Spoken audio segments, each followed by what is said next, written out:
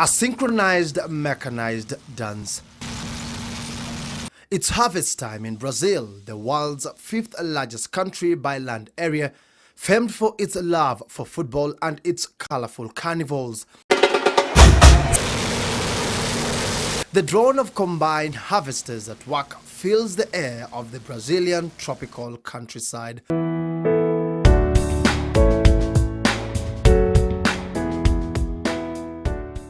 Until 3 decades ago, this vast land was nothing but forest land. And here is where I met Sandy and her husband. Of the 300 hectares they own, 220 hectares is always under one crop or the other. We plant on the farm soybeans, corn, sometimes wheat in the winter, oat in the winter as fertilizer, green fertilizer. We have some grassland for some horses and cattle, and we make some special product. This is hay to feed horses, but we sell it, it's for selling. Here, mechanized agriculture is part and parcel of farming. It is 12 years since Brazil adopted agricultural biotechnology. Currently, the country produces a number of genetically modified crops, including soybean, BT cotton, and maize. It is the sustained adoption of biotechnology that has made this country the global leader when it comes to the exportation of soybean. The soybean is a legume known for producing products such as soy sauce. At least 90% of Brazilian soybeans have been genetically modified to enable them resist weeds and pests, as well as withstand the extreme climatic conditions that characterize Brazil's tropical environment. And thanks to the development of genetically modified soybean, the average soybean yield per hectare in Brazil is currently at 3,501 kilograms, nearly 5 times the 783 kilograms per hectare that was produced in the 1960s, according to the country's Ministry of Agriculture. And the soybeans that are modified, they are easier to handle because you can combat about 80% of all the weeds with just one product. This is Roundup Ready, and the soybean won't die. And the conventional soybean will die. But Brazil is not stopping just yet on genetically modified soybeans, maize and cotton.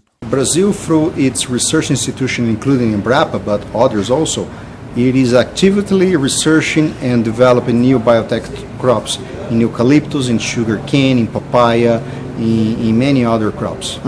Well, how soon do we expect some of this to come in, to be commercialized? I would say no more than 5 years' time. Research by a Brazilian agribusiness research firm, Celeres, indicates that the adoption of biotech crops has enabled Brazilian farmers to make cost savings and yield increases to the tune of 2 trillion shillings since 1998. And in less than 50 years, Brazil, South America's biggest country by landmass, has leaped from the status of a net food importer to that of a major global food basket. Brazil's grain production has increased nearly 12-fold, from 17.2 million tons in 1960 to 202.2 million tons by 2014. The land under cultivation has more than doubled over that period, from 22 million hectares to nearly 58 million hectares at present. Brazil is now in the league of the world's biggest 5 grain exporters, namely the United States of America, Canada, Australia, Argentina, and the European Union.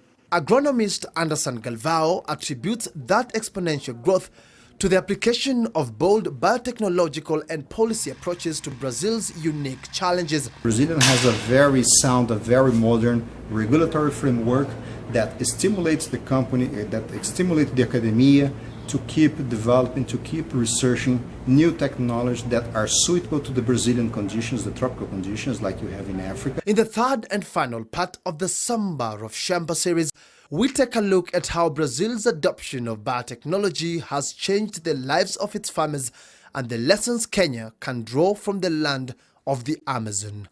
Patrick Igunza, Citizen TV.